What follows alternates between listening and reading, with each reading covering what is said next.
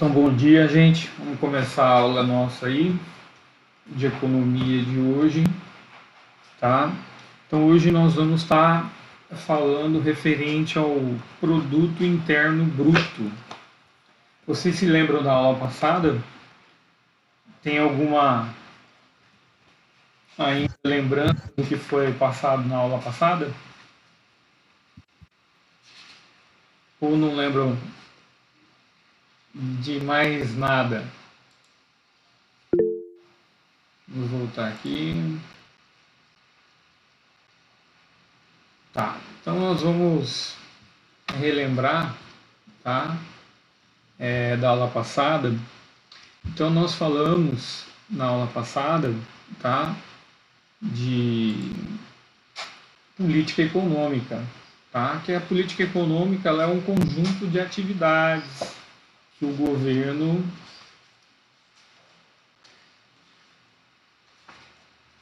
ele propõe, tá? O crescimento do país. Então vai ser essa série de medidas que o governo ele vai adotar, tá?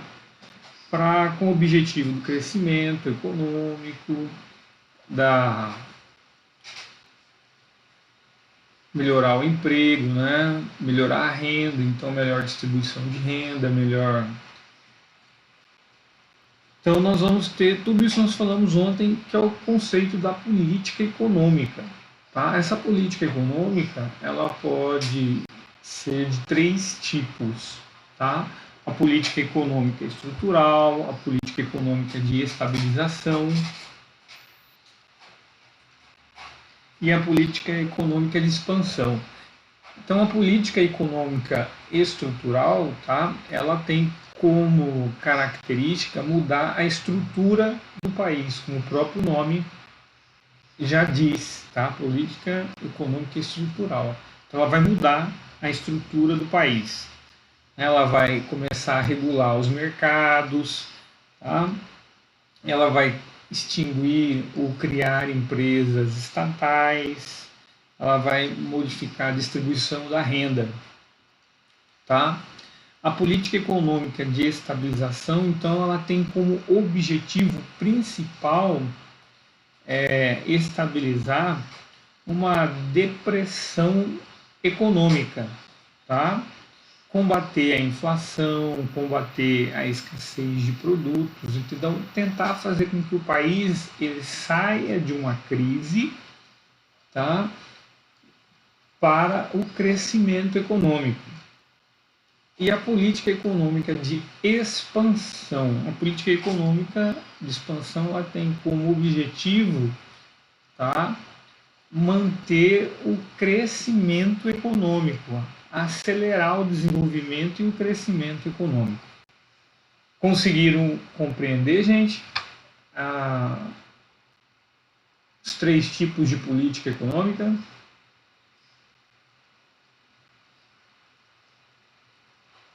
Sim, tranquilo, de boa? Tá. Então nós temos o que?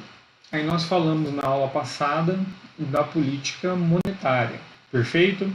Então a política monetária ela tem como objetivo, tá, o controle da circulação da moeda na economia. Deixa eu ver se tem gente pedindo para entrar aqui. Então a política monetária ela tem esse objetivo de controlar a circulação da moeda. Vocês se lembram na aula passada o que eu falei da taxa Selic para vocês? Vocês podem desbloquear o fone aí, tá? Para interagir aqui comigo, fica até melhor.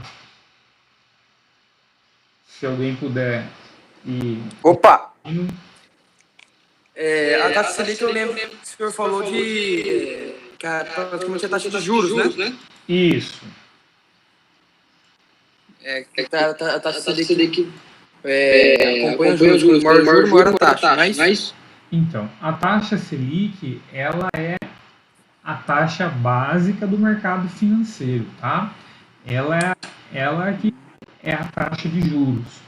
Tá? Então, hoje, a taxa Selic ela está em 3,75, correto? Então, a taxa Selic, o que aconteceu com a taxa Selic? Vamos pegar agora esse momento que nós estamos vivendo, né? Que é um momento totalmente novo para todas as pessoas, né? Ninguém esperava estar passando por essa situação, que é todo mundo de lockdown, tá? Em casa. Então, o que nós percebemos? Eu postei para vocês alguns vídeos lá na plataforma Ava, não sei se vocês chegaram a assistir. Então, nós vimos o que? Nós vimos que os bancos centrais do mundo todo começaram a tomar algumas atitudes mediante essa situação que está acontecendo do Covid-19. Então, nós percebemos que o Banco Central aqui e o Copom, eles modificaram a taxa de juros. A taxa de juros estava, se eu não me engano, 4,25%. Deixa eu até entrar aqui para verificar, tá? Cadê? Selic, vamos lá. Cadê? Selic Banco Central. Vamos entrar aqui no site do Banco Central. Tá? Deixa eu ver se tem alguém. Não é assim. Mas parece.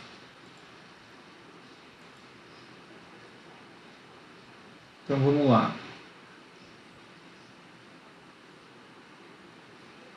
Então olha só. Vai aparecer aqui, entrando aqui no site do Banco Central. Está carregando aqui.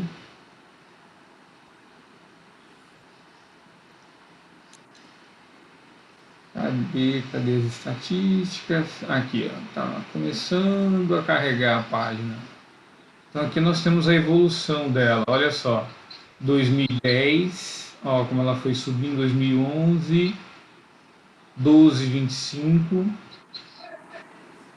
Aí ela foi caindo, tá? Agora olha só, em março de 2019, ó, dezembro de 2019, ó, em janeiro ela estava 4,5. Aí março 4,25. E agora em abril já modificou para 3,75, tá? Então ela estava aqui, ó, o último 4,25, como eu estava falando para vocês. Conseguiram visualizar aí ou preciso aumentar aqui a tela?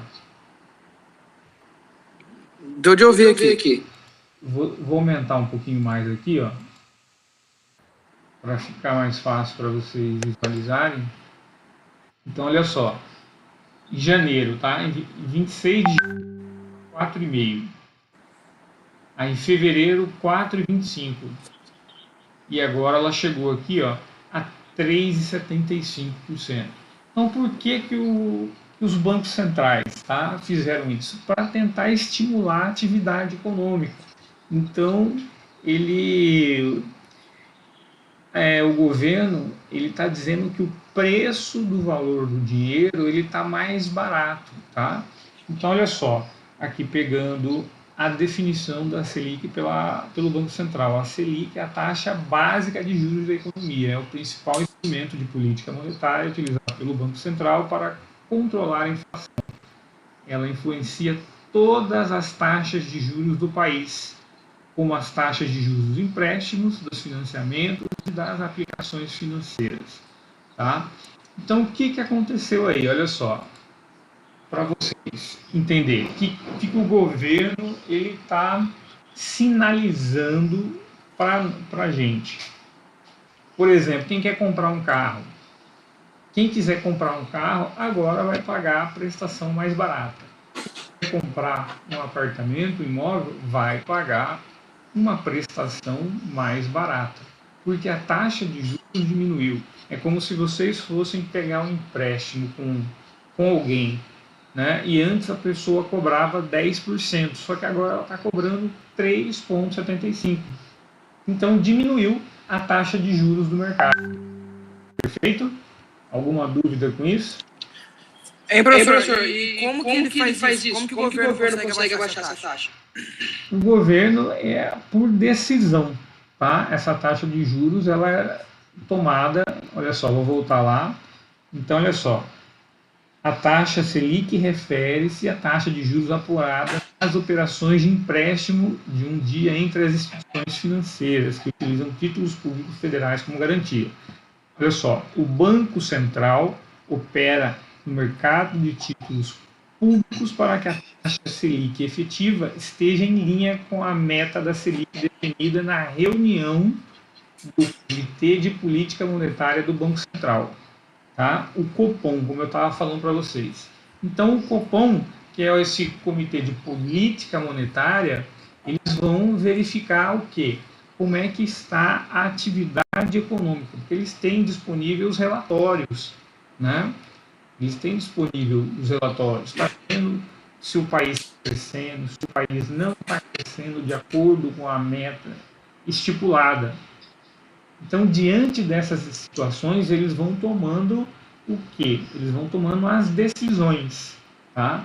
Então, voltando... Então, tá 100% decisão do governo. Então, tipo, ele tem total controle disso. Exatamente. É 100% do governo, tá? É o governo que toma essa decisão de aumentar ou de diminuir a taxa básica do mercado financeiro. Perfeito?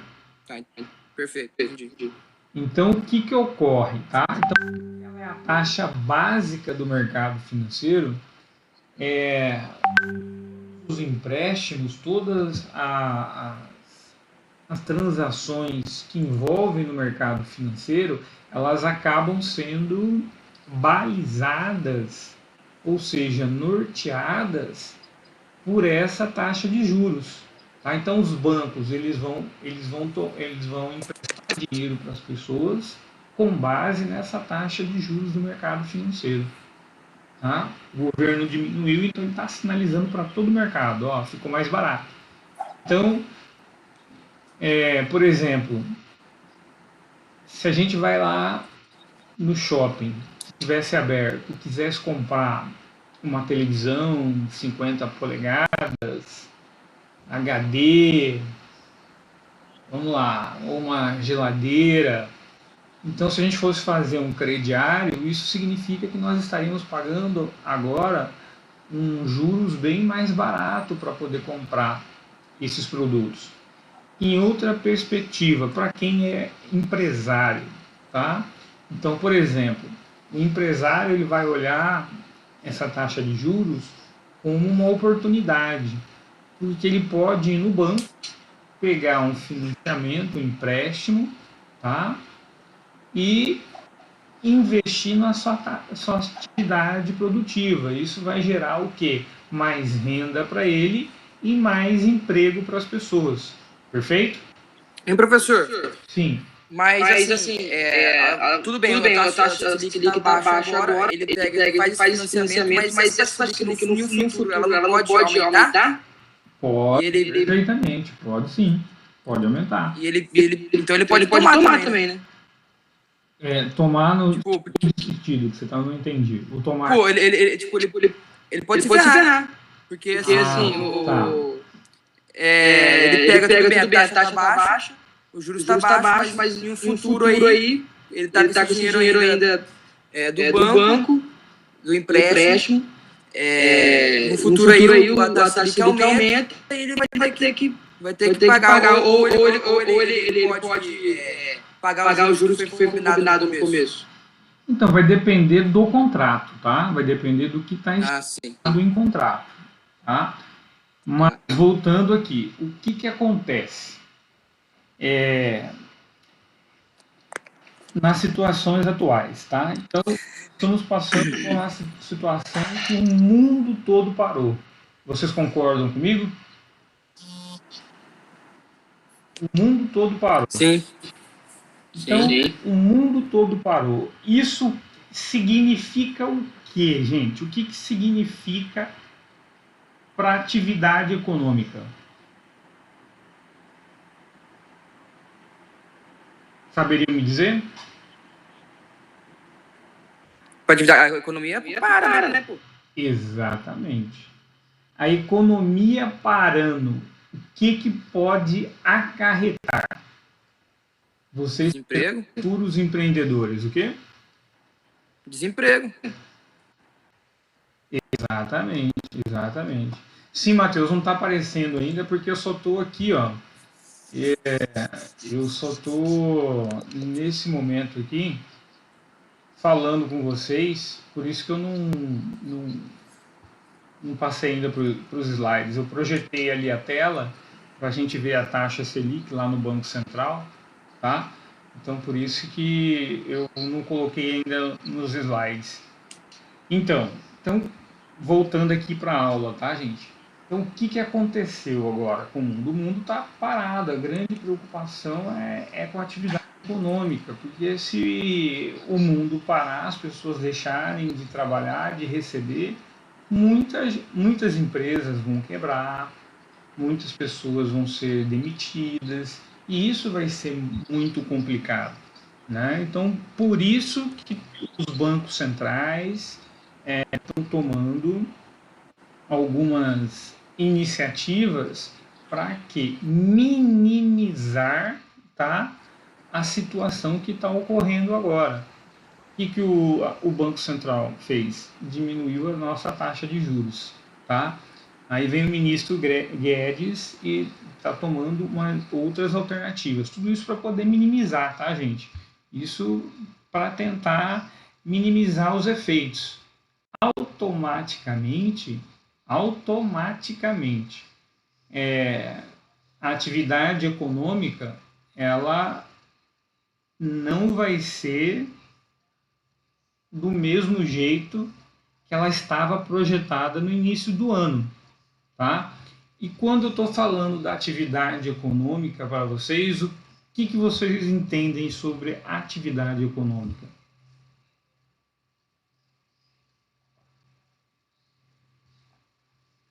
Alô, pessoal? Estão aí? Trabalho? Atividade econômica é trabalho? Então, Serviço? vou compartilhar de novo a tela aqui, tá? Então, quando a gente está falando, tá, da atividade econômica, nós estamos falando aqui de uma coisa muito importante, tá? Sem trabalho, a gente consegue comprar todos esses bens aí. Vocês estão visualizando? Deixa eu ver. Não tá aparecendo nada aqui. Não está aparecendo a minha tela para vocês? Não. Certeza que não está aparecendo o slide? Para mim, não. Peraí. Não. Deixa eu voltar aqui. Tá? Ó.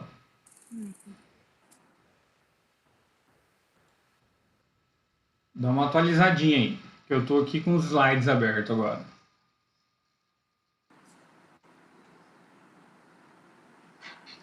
Olha só, pessoal, para comunicar comigo, eu não vou estar conseguindo visualizar o que vocês estão escrevendo. Então seria interessante que vocês abrissem o microfone, fizessem uma pergunta, tá? E fechassem novamente, para todo mundo poder comunicar comigo. Senão eu vou ter que trocar de tela.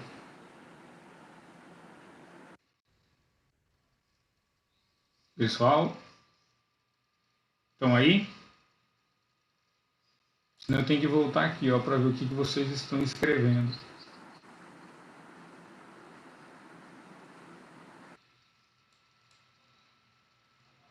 Bom, pessoal, a maioria das pessoas estão vendo. Então, olha só, quando a gente fala da atividade econômica, tá, nós estamos falando aqui, ó, do produto interno bruto. Então, eu coloquei aqui uma matéria que fala o seguinte, ó, investimentos despencam e o produto interno bruto cai 3,8% em 2015, na maior recessão desde 1990. Tá? Então, ó, a economia brasileira encolheu 3,8% em 2015, na maior recessão desde 1990, quando o Produto Interno Bruto despencou 4,35% no governo de Fernando Collor. Dados do Instituto Brasileiro de Geografia e Estatística, o IBGE, apontam que a crise econômica continuou se aprofundando no quarto trimestre do ano passado, período em que o PIB caiu 1,4% ante o trimestre anterior e 5,9% na comparação com o mesmo período de 2014. A forte contração da economia está diretamente ligada à queda de 14,1% dos investimentos, chamados de formação bruta de capital fixo. É o maior recuo desde 1996, quando tem início a atual série histórica do IBGE. Segundo o Instituto, os aportes despencaram no ano passado devido à queda da produção interna e da importação de bens de capital, com destaque para o desempenho negativo do setor de construção.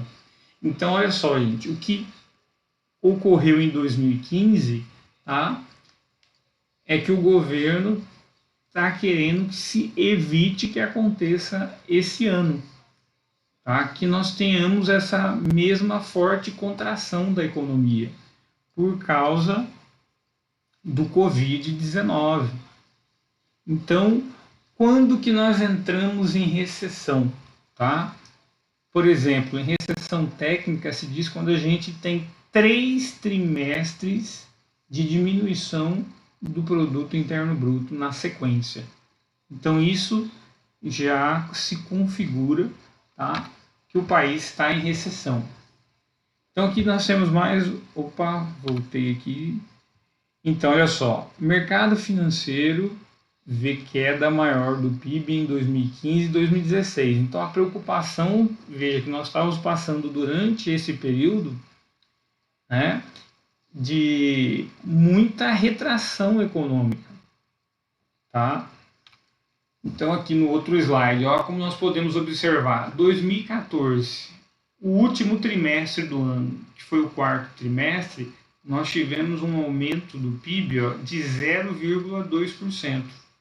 Aí nós entramos em 2015, no primeiro trimestre houve uma queda de 0,9%, no segundo trimestre mais outra queda de 2,3%, no terceiro trimestre outra queda de 1,6% e no quarto trimestre 1,1%. E isso seguiu para o ano de 2016, tá? A recessão que nós tivemos durante esse período. Então é isso que nós estamos tentando evitar com essas decisões que o governo vem tendo, tá, gente? Para evitar que o país entre em recessão. Porque a nossa diminuição da atividade econômica ela vai ocorrer. Porque as empresas elas vão deixar de produzir como vinham produzindo. As pessoas estão dentro de casa, então elas não estão produzindo como elas poderiam produzir. Isso está diminuindo a nossa atividade econômica. Então aí ele fala, ó, nesse próximo slide aqui, a economia brasileira cresce 2,7% em 2011. Então em 2011, olha só, nós tivemos um crescimento da economia em 2,7%.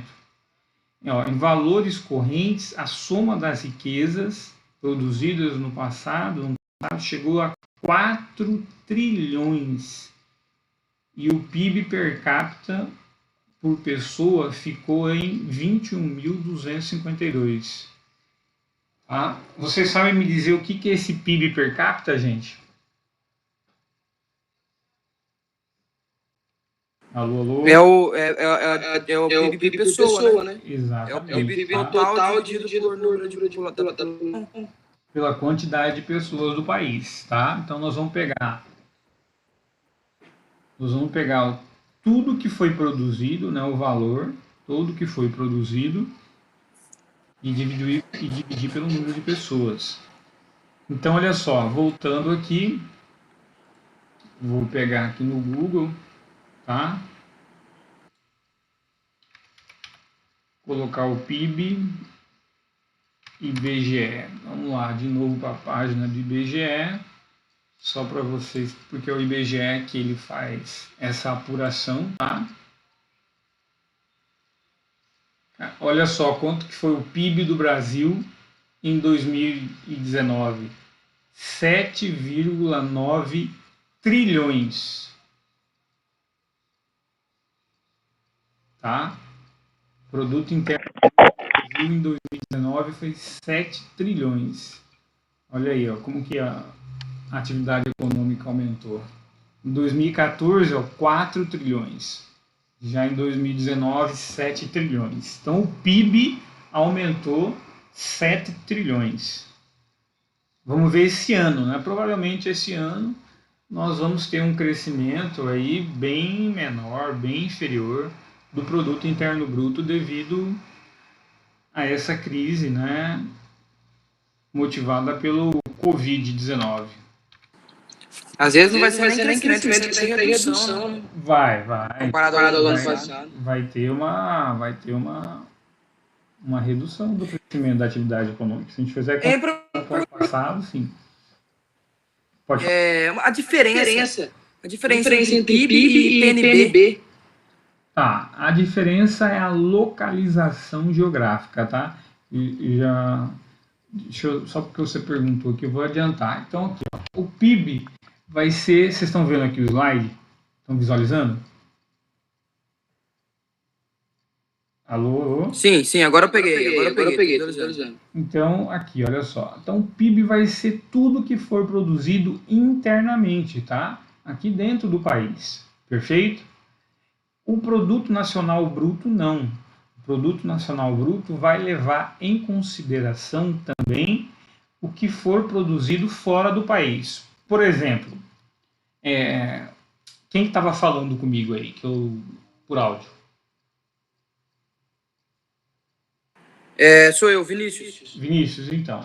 Vamos imaginar o seguinte, Vinícius. Você é um cidadão brasileiro, tá? Aí você vai lá nos Estados Unidos. Perfeito? Acho que alguém está pedindo para entrar aqui na... Deixa eu ver aqui. Não, só foi um barulhinho que ocorreu.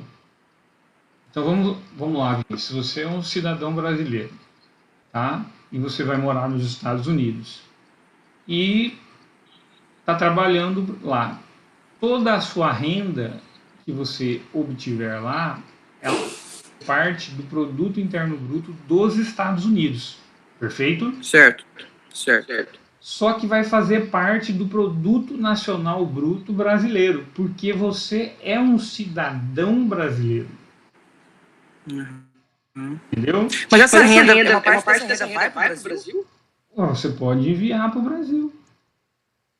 Ela faz parte. Por exemplo, de outra forma, tá?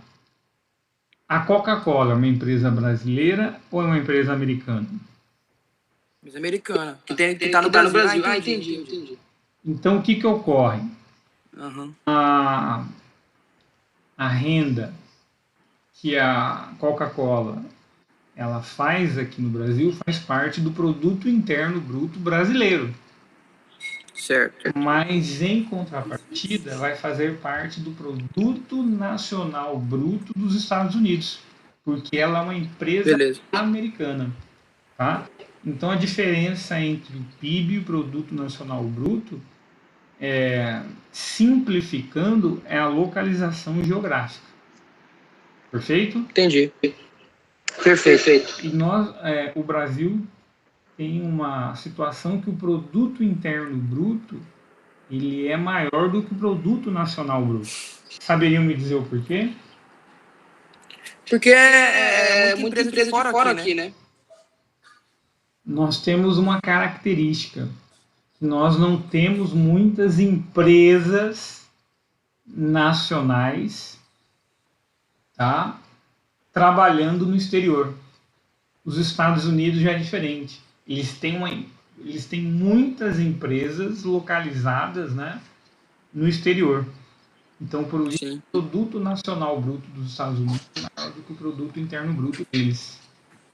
E a gente é o contrário, né? É o contrário. O pessoal vem pra cá fazer dinheiro, né? Isso. Só fica por aqui mesmo. A gente não tem Exatamente. Perfeito, gente? Perfeito. Então vamos voltar lá para o slide. Então, olha só, segundo Mankiw, tá? Então ele diz o seguinte, ó, o produto interno bruto é o valor de mercado de todos os bens e serviços finais produzidos em um país em um dado período de tempo. Olha só, gente, período de tempo. Então eu vou voltar alguns slides aqui, ó, para mostrar para vocês. Olha aqui o período de tempo. Trimestres, tá? Olha só. Trimestres. Então, esses períodos de tempo que foram mensurados, o PIB, ou seja, a atividade econômica, foi trimestral, ó, variação trimestral do PIB brasileiro. Então, o PIB ele vai ser mensurado trimestralmente e anualmente para fazer as comparações, tá? Então, o que aconteceu? O Copom verificou que a atividade econômica estava recuando devido ao Covid-19, a essa crise mundial do Covid-19. Qual que foi a primeira alternativa que eles tomaram? Redução da taxa Selic. Vou voltar de novo lá na página lá que nós estávamos da taxa Selic. Tá? Aqui, ó. A Selic, a taxa básica de juros, é o principal, olha só, é o principal instrumento de política monetária.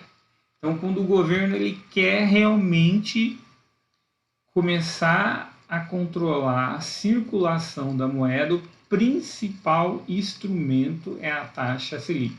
Então, o que aconteceu? O Copom, o Banco Central, né, verificou que ia ter uma diminuição da atividade econômica para eles incentivarem novamente a atividade econômica, eles começaram a reduzir a Selic. Perfeito? Então, olha só, olhando aqui de novo, ó, quando o Banco Central altera a meta para a taxa Selic, a rentabilidade dos títulos indexados a ela também se altera. E com isso, o custo da captação dos bancos muda. Uma redução da taxa Selic, por exemplo, diminuiu o custo da captação dos bancos que tendem a emprestar com juros menores. Deixa eu ver aqui, alguém falou alguma coisinha aqui no chat. Deixa eu dar uma olhadinha que fez um barulhinho.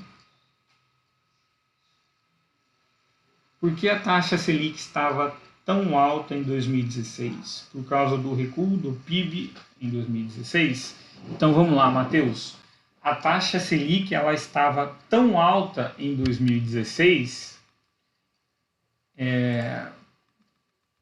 porque eu não sei se você se lembra, nós estávamos passando um período muito grande de estabilidade econômica, tá? Nós tínhamos inflação. A inflação ela já estava chegando aos 10 dígitos. Então, o governo foi aumentando a taxa Selic para fazer com que as pessoas diminuíssem o seu consumo, porque aumentando o valor do dinheiro, o preço do dinheiro, né, tornando ele mais caro, as pessoas vão evitar de gastar. Então, as empresas vão evitar de tomar dinheiro emprestado. As pessoas físicas vão evitar de ir lá comprar um carro, um financiamento que fica muito caro, uma casa, então vai diminuir a atividade econômica. Diminuindo a atividade econômica, consequentemente, se o empresário ele quer vender, as empresas querem vender, o que eles precisam fazer? Diminuir o preço dos produtos. Entendeu? Então, por isso que a taxa Selic, naquele momento, ela estava muito alta. Fui claro aí para vocês? Então, agora, O que está acontecendo é o contrário. Agora nós precisamos crescer novamente, nós precisamos se desenvolver. Então o governo diminui a taxa Selic para fazer com que a população, vamos gastar, tá? Vamos comprar, né? As empresas vão investir na sua atividade produtiva, vamos gerar emprego. E ainda nós estamos meio presos, né? Hein, professor? Pode falar, Vinícius. Às vezes o imposto abusivo não causa inflação também? Olha só, o imposto gera uma despesa para as empresas, entendeu? É um custo para as empresas. Então, isso acaba impactando também nos preços dos produtos e serviços, no produto final, né? No preço final. No preço final. Então, isso aí acaba acarretando. Então, uma das alternativas que o governo também parece que vai tomar é a diminuição dos impostos agora, né, nesse período de crise, né, para fazer que os preços diminuam, tá? Mas o governo também, ele não pode deixar de arrecadar, né? Senão a máquina para. Então vamos lá para o slide, voltando, tá? Então, agora o segundo outro autor curado, produto interno bruto é o valor monetário total dos bens e serviços finais produzidos por uma economia em um determinado período de tempo e cuja produção ocorre exclusivamente dentro das fronteiras geográficas do país. Viu aí, Vinícius? O outro autor já falando, dentro das fronteiras geográficas do país, não interessando a origem de propriedade dos fatores de produção. Então, quando ele fala assim, não interessando a origem de propriedade dos fatores de produção, ele não quer saber se a pessoa ou a empresa é americana, se é chinês, se é chileno, ele não quer saber a sua nacionalidade. Perfeito? Ele quer saber onde foi feito, né? O território. Não onde foi feito. Onde foi feito é aqui. Se for feito dentro do Brasil, né? É do Brasil. Sim, por isso que ele faz aqui, Ele diz o seguinte: determinado período cuja produção ocorre exclusivamente dentro das fronteiras geográficas do país. Perfeito? Então, tudo dentro das fronteiras geográficas do país vai ser composta pelo PIB, independente da sua nacionalidade. É isso que ele quer dizer, tá? Não interessando a origem de propriedade dos fatores de produção. Então, não interessa se é uma empresa chilena, americana, europeia, chinesa, asiática, ele não quer saber, tá? Se está dentro das nossas fronteiras geográficas, vai fazer parte do produto interno bruto. Perfeito? Então, voltando aqui, então nós vamos ter, olha só, PIB nominal e o PIB real, tá? Então, o PIB nominal é a produção de bens e serviços avaliadas a preços correntes, tá, gente? Essa é a definição de PIB nominal. Então, PIB nominal vai ser a preços correntes, tá? Então, como que vai funcionar isso? Por exemplo, nós temos os anos aqui, nessa primeira coluna, os anos de 2016, 2017 e 2018. O ano de 2016 vai ser o ano base. Se a gente for começar a mensurar a nossa atividade econômica hoje, se nós fôssemos fazer um trabalho de pesquisa para a Univag, né? Se a gente for fazer um trabalho de pesquisa para a Univag, então a gente começaria a mensurar a partir agora de 2020. Tá? Então, o ano base nosso seria 2020. Então, nós vamos pegar o preço dos produtos, multiplicar pela quantidade, mais o preço de outro produto, multiplicando pela sua respectiva quantidade. Nós estamos levando em consideração nesse slide como se num país ele tivesse apenas dois produtos, tá? Um produto A e um produto B. E o produto ele tem seu valor, tá? No ano de 2016, R$10. No ano de 2017, o valor dele subiu para R$20. e no ano de 2018 foi para R$ 30. E as quantidades foram aumentando, de 100 para 150 e para 200. O outro produto B, que é o produto 2, o preço dele era de 40, foi para 50 e depois para 60. As suas quantidades foram diminuindo, olha só, de 50 para 40 e para 30. Então a forma para se calcular o PIB nominal é nada mais do que multiplicar o preço pela sua respectiva quantidade. Então, por exemplo, o PIB nominal no ano de 2016, 10 vezes 100 mais 40 vezes 50 deu 3 mil. No ano de 2017, 20 vezes 150 mais 50 vezes 40 deu 5 mil. Tá? 2018, PIB de 30 vezes 200 mais 60 vezes 30, 7.800. Então, nós tivemos aqui o nosso PIB. Então, nós temos preço vezes quantidade, então 10 vezes 100, 1.000. 40 vezes 50, 2.000. 1.000 mais 2.000, 3.000. 20 vezes 150 é igual a 3.000. 50 vezes 40 igual a 2.000. 3.000 mais 2.000, nós vamos ter aqui 5.000. Aí nós vamos para o ano de 2018. 30 vezes 200, 6.000. 60 vezes 30, 1.800. 6.000 mais 1.800, 7.800. Por isso que nós chegamos a esse valor aqui, esses valores aqui dos PIBs. Perfeito, gente? Estão conseguindo visualizar e entender? Sim, mas aí isso num país teria que ser feito tipo, com vários produtos, com várias quantidades, somar tudo. Exatamente, tá? Então eu vou de novo aqui, olha só. Para mostrar para vocês como é feito isso, tá? Cesta básica do IBGE, vamos lá.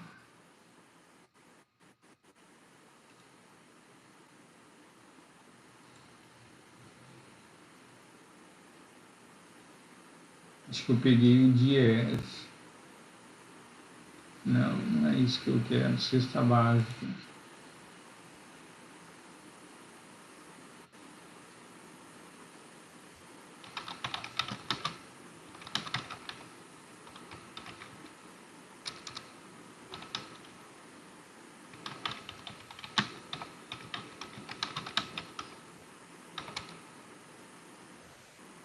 Vamos lá, cadê a página do governo, do IBGE? Cadê você? Vamos ver se está aqui nessa.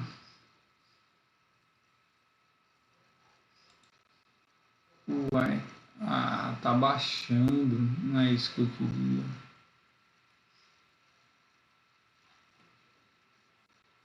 Deixa eu verificar aqui se tem a cesta básica, porque aí nós vamos ter são vários itens, tá, gente, que vão compor a cesta básica. Itens de alimentação, itens de transporte, tá? Que eu não estou conseguindo achar aqui quais são os itens que compõem a cesta básica.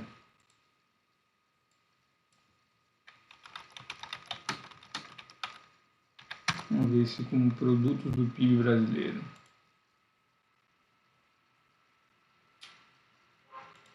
Cadê você?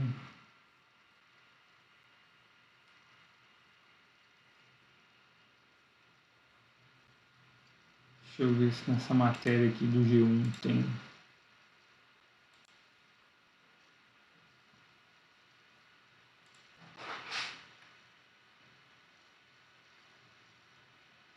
Nossa, que página.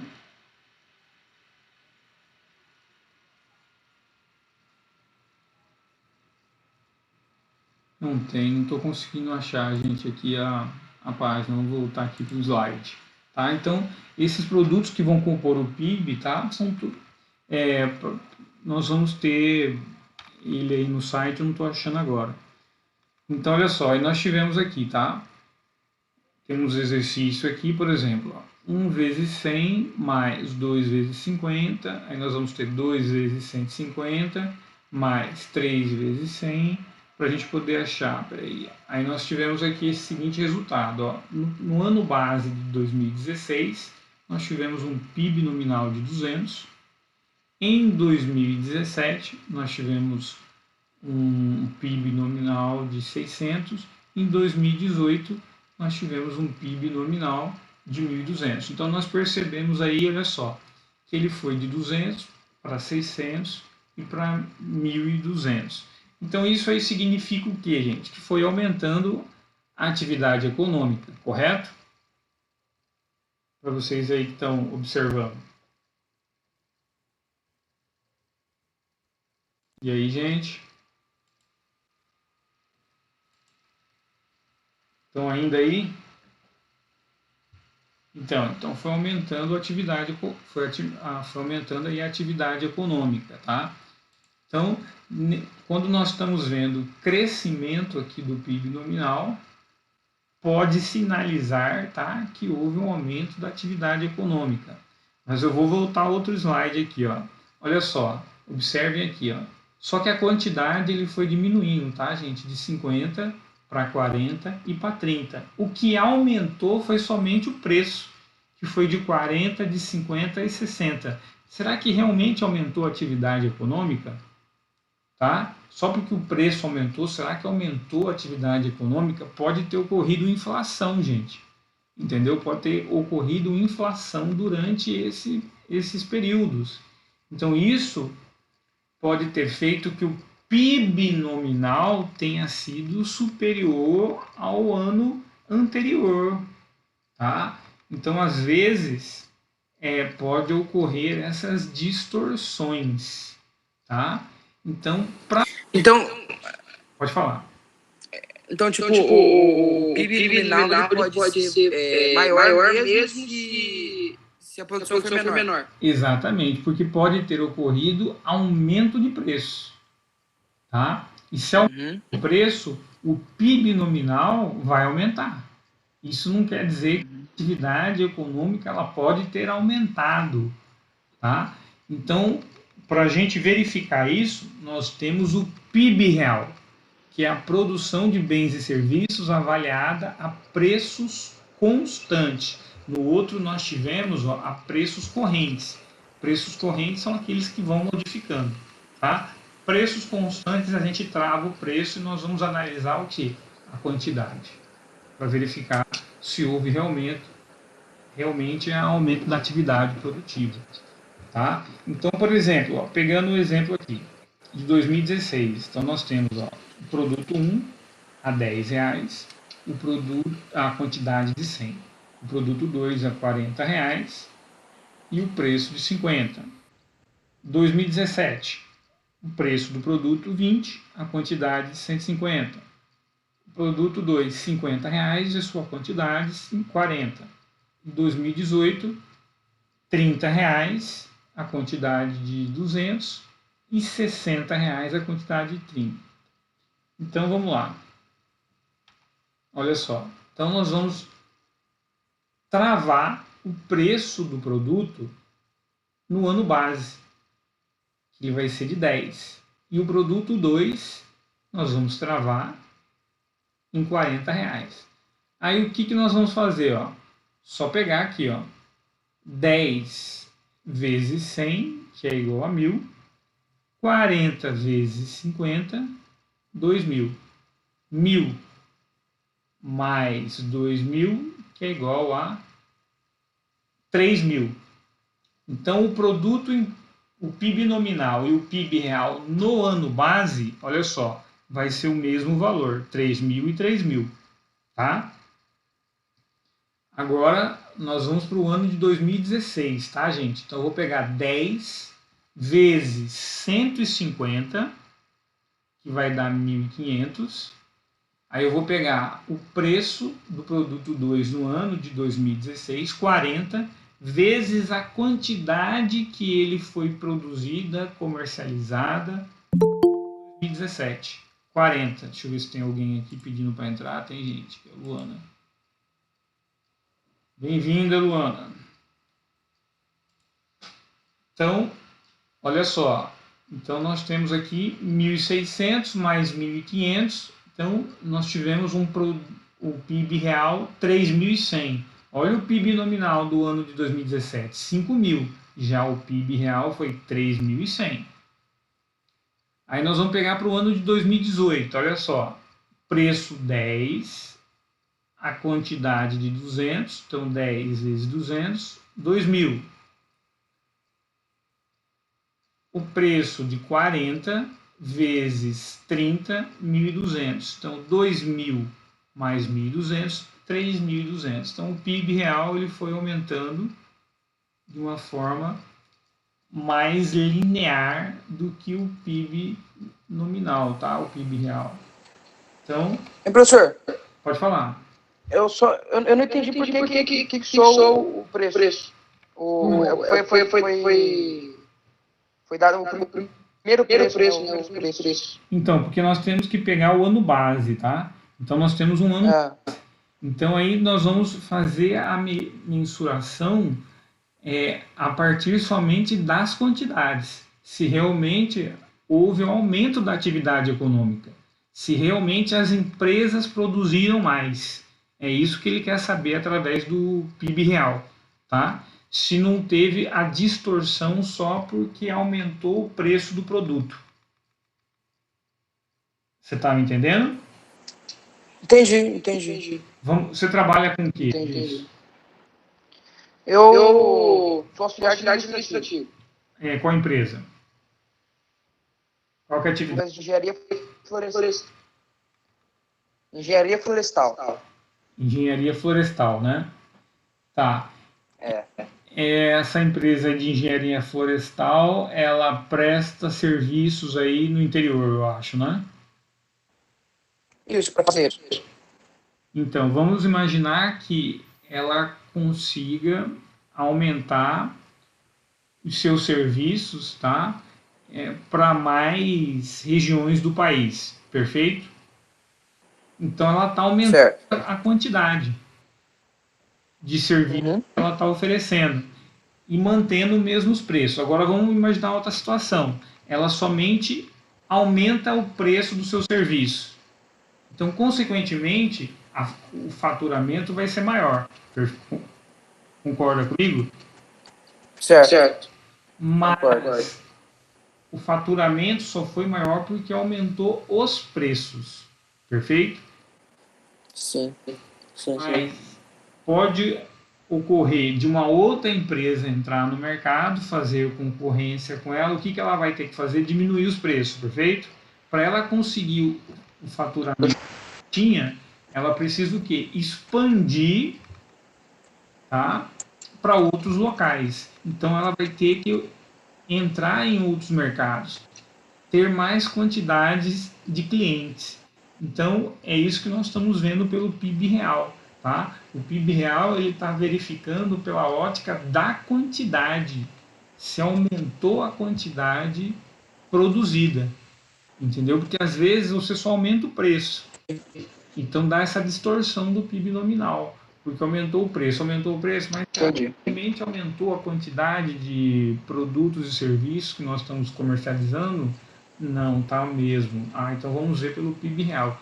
Então, pelo PIB real, a gente consegue observar o lado da quantidade. Se a gente conseguiu produzir mais, se realmente mais pessoas foram atendidas, tá? Então, o PIB real vai travar sempre no ano base, que é o ano que a gente começa a fazer as análises, as nossas pesquisas. Então, que nem eu falei para vocês aqui no início, tá? Se a gente começar a querer fazer uma mensuração da atividade econômica do Mato Grosso, nós vamos tomar como base o ano de 2020, porque 2019 a gente não iniciou o estudo, então a gente vai começar por 2020. Então, 2020 vai ser o nosso ano base. Perfeito? Então, nós temos aqui os exercícios resolvidos, tá? Do PIB real. Então, pegamos aqui, preço de 1 vezes 100, 100, 2 vezes 50, 100, PIB real, 200. Então, 1 vezes 150, 150, 2 vezes 100, 200, 150 mais 200, 350. 1 vezes 200, 200, 2 vezes 150, 300. 200 mais 300, 500. Então, esse aí é o cálculo do PIB real, tá? Então é ele que ele diz o seguinte, ó, o Mankiw, o PIB nominal reflete tanto os preços dos bens e serviços quanto as quantidades de bens e serviços produzidos na economia, tá? Então o PIB real reflete tanto os preços como as quantidades. Por outro lado, mantendo os preços constantes nos níveis do ano base, o PIB real reflete somente as quantidades produzidas. Perfeito, Vinícius? Então, essa é a diferença do PIB nominal. Ele vai refletir tanto preços quanto quantidades. O PIB real não. Ele só vai verificar se houve aumento ou diminuição das quantidades produzidas. Perfeito? Ele é mais preciso, né? Não vou dizer que ele é mais preciso, eu não utilizaria, mas ele é uma outra medida que acaba complementando o PIB nominal, tá? É uma outra forma de analisar que acaba complementando. Então nós vamos ter técnicas, uma complementando a outra para o estudo ficar mais completo. Perfeito? Ficou alguma dúvida aí, gente? Na aula hoje do PIB? Pra mim tá tranquilo.